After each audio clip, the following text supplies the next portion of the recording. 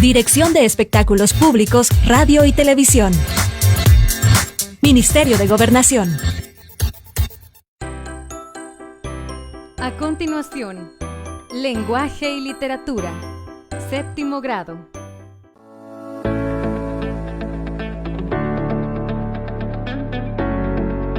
Lenguaje y Literatura, séptimo grado.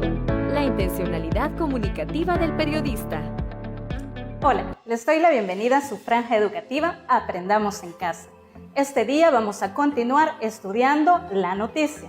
Recuerden que en la semana anterior estudiaron algunos aspectos importantes de la noticia. Estos son el propósito comunicativo, las características y la estructura. Así que este día nos vamos a concentrar en la intencionalidad comunicativa del periodista. Pero antes quiero invitarlos a que conozcan a algunos escritores famosos que antes de dedicar su vida a escribir o crear textos literarios, trabajaron como periodistas. Veamos.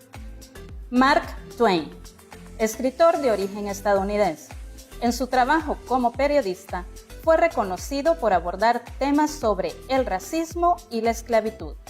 Entre sus obras más reconocidas se encuentra Las aventuras de Tom Sawyer. Truman Capote fue un notable periodista del siglo XX, que se hizo notar por sus relatos que combinaban una exquisita narrativa clásica con la crónica periodística. Su obra, A Sangre Fría, es el mejor exponente de ello. Gabriel García Márquez, escritor de origen colombiano. Parte de su vida la dedicó al periodismo. Fue galardonado con el Premio Nobel de Literatura en el año 1982. Una de sus obras más famosas es Cien años de soledad. Es momento de que pasemos a estudiar algunos conceptos básicos. Cuando hablamos de intencionalidad comunicativa, ¿a qué nos estamos refiriendo? ¿Cómo podríamos definirla? ¿Existen diferentes tipos? Para poder conocer un poco más sobre esto y dar respuesta a esas interrogantes, veamos lo siguiente. Intención comunicativa. Es el propósito o finalidad que perseguimos cuando emitimos un mensaje. Existen diferentes tipos de intenciones comunicativas. Informar. Se vale de datos, sucesos, acontecimientos y hechos objetivos para informar. Las noticias son ejemplo de esta intención. Persuadir. Se utilizan argumentos para convencer a alguien de algo. Los anuncios publicitarios tienen esta intención. Prescribir.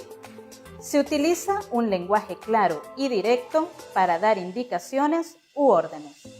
Los manuales de medicamento son ejemplos de esta intención. Advertir. Se utilizan para advertir sobre un riesgo. Esta intención comunicativa la podemos encontrar en las señales de advertencia. Ahora que hemos conocido en qué consiste la intencionalidad comunicativa y cuáles son los diferentes tipos de intencionalidad que podemos encontrar en los textos, es momento de que pasemos a estudiar la que corresponde a las noticias y por ende al periodista. Se trata de la intencionalidad de informar. Y también debemos tener en cuenta que la función del lenguaje que predomina en este tipo de textos es la función referencial, pues la finalidad es presentar o brindar información a las demás personas de forma concreta y objetiva. También es importante que tengamos en cuenta que el periodista debe hacer uso de diferentes recursos para poder presentar las noticias. Entre estos recursos tenemos que el periodista debe hacer uso de un vocabulario amplio para poder expresar sus ideas. También debe saber escribir de manera ordenada, coherente y con un lenguaje claro y preciso la información a presentar en su texto noticioso. También es importante que ponga en práctica la búsqueda de fuentes de información adecuadas y de calidad. Ahora les invito a que pongamos atención al siguiente video donde se muestra una noticia similar a la que tienes en tu guía de autoaprendizaje de esta semana.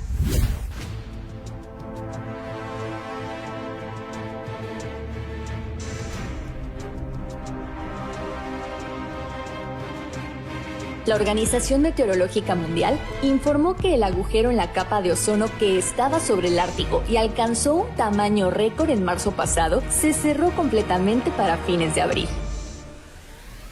El agotamiento de la capa de ozono, el escudo que protege la vida en la Tierra de los niveles dañinos de radiación ultravioleta, alcanzó un nivel sin precedentes en grandes partes del Ártico esta primavera. La última vez que se observó un agotamiento de ozono igualmente fuerte en el Ártico fue durante la primavera de 2011, informó la portavoz de la OMM, Claire Nulis, en una reunión informativa de la ONU en Ginebra. De acuerdo con la organización, el agujero fue causado por la continua presencia de sustancias como los clorofluorocarbonos, conocidos como CFC por su abreviación. Los CFC son productos químicos utilizados en la fabricación de aerosoles, espumas, solventes y refrigerantes, que destruyen la capa de ozono, además de un invierno muy frío en la estratosfera, la capa de la atmósfera ubicada entre unos 10 y 50 kilómetros de altitud. Estos dos factores se combinaron para dar un nivel muy alto de agotamiento que fue peor de lo que vimos en 2011. Ahora ha vuelto a la normalidad. El agujero de la capa de ozono se ha cerrado, afirmó Nulis. La OMM explicó que el agujero de ozono se cerró en abril con el aumento de las temperaturas en la estratosfera, lo que culminó con la afluencia del aire rico en ozono desde las capas más bajas de la atmósfera. La situación volvió a la normalidad y el agujero se cerró, puntualizó la portavoz. A la par, aclaró que al contrario de lo que muchos pueden deducir, la disminución de la contaminación del aire por la pandemia del COVID-19 no desempeñó un factor determinante en el cierre del agujero.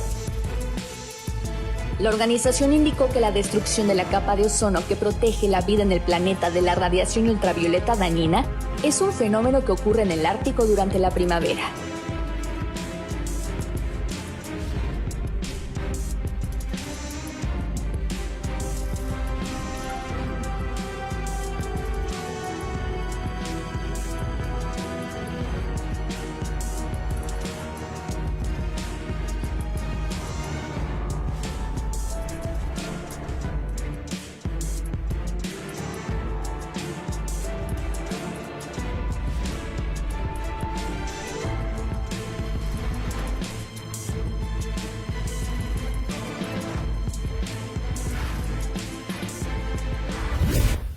En tu guía de autoaprendizaje de esta semana hay un texto similar al del video.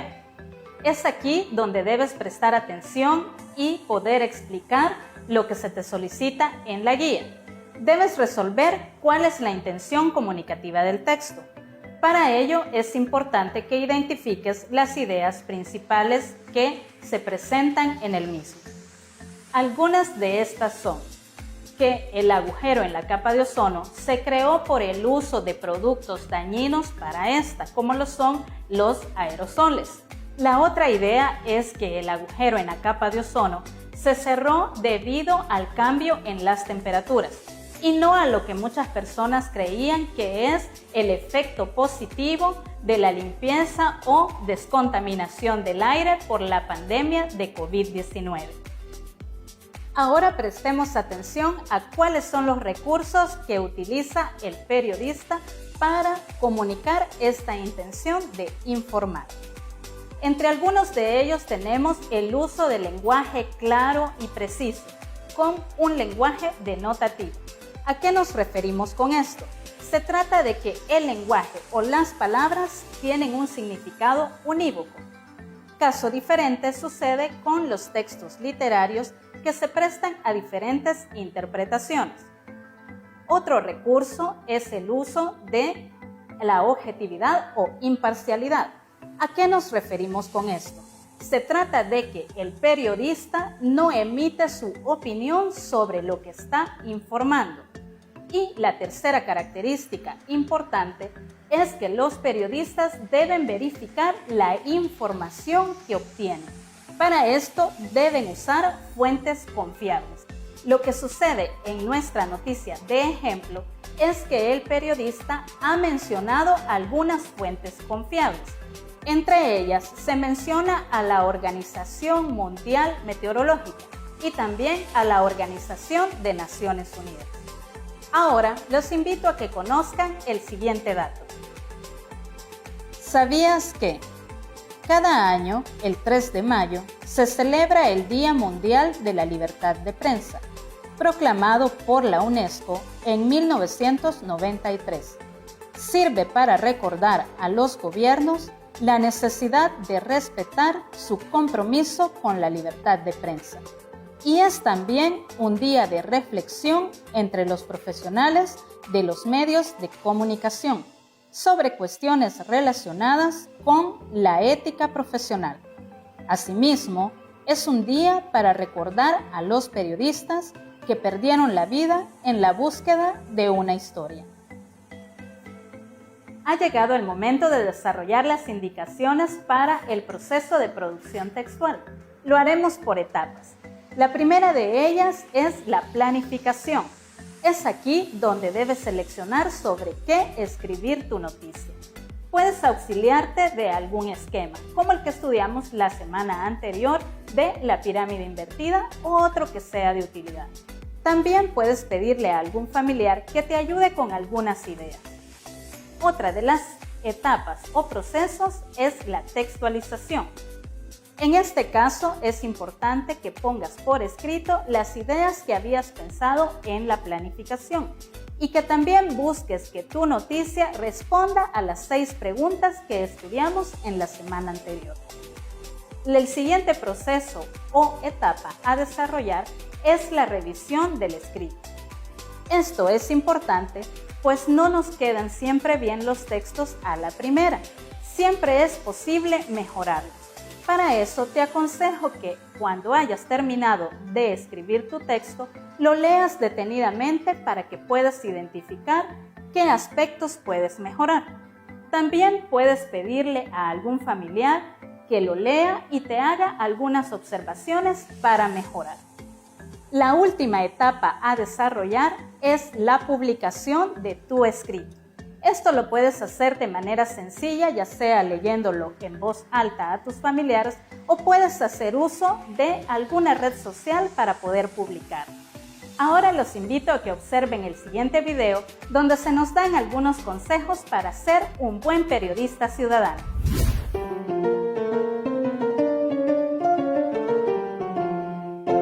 Con la llegada de Internet nace un nuevo tipo de periodista, el ciudadano, quien a través de las redes sociales y blogs analiza y difunde la información de forma independiente a través de Internet. Este derecho se encuentra amparado en la Declaración Universal de los Derechos Humanos, la cual establece que todos los individuos tienen derecho no solo a recibir información y opinión, sino también a difundirla por cualquier medio. Lo más importante es saber cómo ser un periodista ciudadano. Así evitaremos generar caos, aportaremos datos verídicos que ayuden a los afectados a tomar buenas decisiones y brindaremos herramientas para quienes deseen ayudar. Estos son los pasos que debes seguir para ser un buen periodista ciudadano. No emitas opiniones al momento de informar. Esto podría restarle credibilidad a la información que transmites. Describe los hechos de forma breve, clara e imparcial. Evita hacer comentarios ofensivos o amarillistas. Estos alimentan la tensión colectiva y reducen la posibilidad de encontrar una solución rápida. Si recibes una noticia pero no estás seguro de la fuente, no la retuitees o compartas. Podrías estar contribuyendo a la desinformación en un momento crítico. Siempre emite el mensaje acompañado de la hora, el día, el sitio y una imagen o video que represente la noticia para darle autenticidad a la información. Escribe con buena ortografía para evitar confusiones. No es lo mismo no queremos saber a no queremos saber. Una coma y un acento pueden marcar la diferencia. Si vas a hacer un video, recuerda utilizar tu celular o tableta de forma horizontal. Así tendrás una mejor visión de la noticia. No uses filtros en las fotografías. Esto puede restarle credibilidad a la imagen.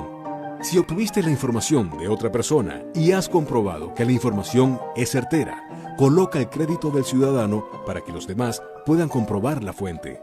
Si estás informando a través de Twitter, escribe mensajes cortos y contundentes que puedan ser retuiteados fácilmente. Evita dividir la información en varios tweets para que los lectores no pierdan el hilo. Y recuerda, siempre informa desde un sitio seguro. Ninguna noticia vale más que tu vida. Hemos llegado al final de nuestra sesión de aprendizaje. Les invito a que la próxima semana también sintonicen su clase de lenguaje y literatura. Hasta la próxima.